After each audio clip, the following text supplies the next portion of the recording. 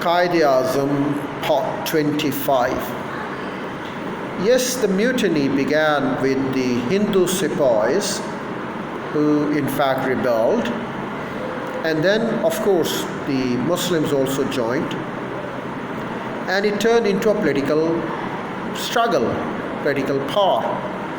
And of course, the British were better stationed and they could contain, control, and give it a direction on their own. And that's what they did. But it took some time. It took great destruction on the part of the colonists. In the view of the British, it was Muslim intrigue and Muslim leadership that converted a sepoy mutiny into a political conspiracy.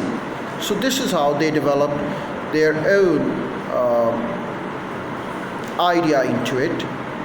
So it was a sepoy mutiny which turned into a political conspiracy aimed at the extinction of the British Raj. Sir George Campbell too describes the bitterness of the British feelings towards the Muslims as he encountered them in the northwestern provinces of India.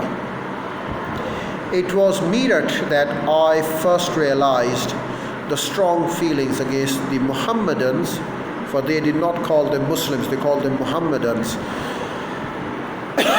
The feelings against the Mohammedans, for they had no excuse from the casters of grievance, which was immediate occasions of the mutiny. We were disappointed when the Mohammedan sepoys in regular regiments went with the rest. We were also aggrieved when the irregular cavalry generally of the Mohammedans, who we had thought will stand by us, went against us. However, the appearances were deceptive and recognized as such by then Governor General Lord Canning, also by the others in high places.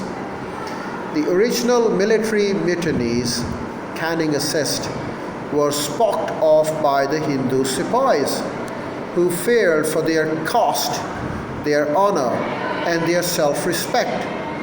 The civil rising in Awadh, Bihar, central India were mostly Hindu-led mutiny. A majority of the rebellious talukdars of Awadh were also Hindu, and the Rani of Jhansi, Tatia Tope, and Nana Sahib were all Hindus.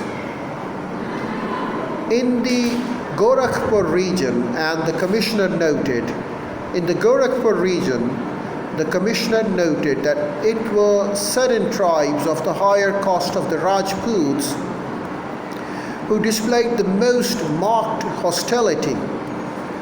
In contrast, the Muslims themselves were as divided by personal, class, and regional affiliations as were the Hindus, experiencing exactly the same pressures in 1857 amongst the Muslim princes and the aristocrats, the likes of the Nizam of Hyderabad and the Nawabs of Rampur, Karnal, Moradabad, Dhaka remained loyal to the British, whereas the Nawabs of Farrukhabad and Danda turned against them.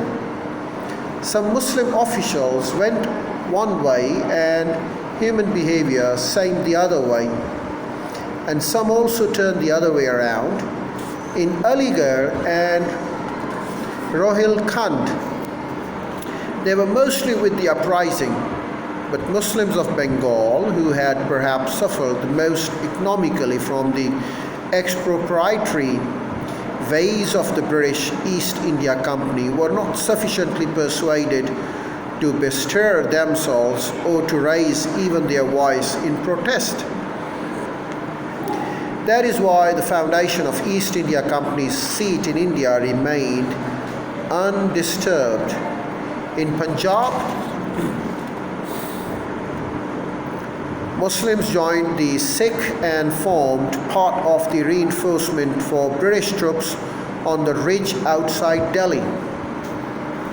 However, the Pathans, Rajputs, and Bandelas, whose lands and estates had been acquired in the last 50 years, participated with the robust vigor in this struggle. But the Mohammedans and Zemindar of Bihar and the Pots of the Benares, whose subjection to British was relatively recent, did not generally join the uprising.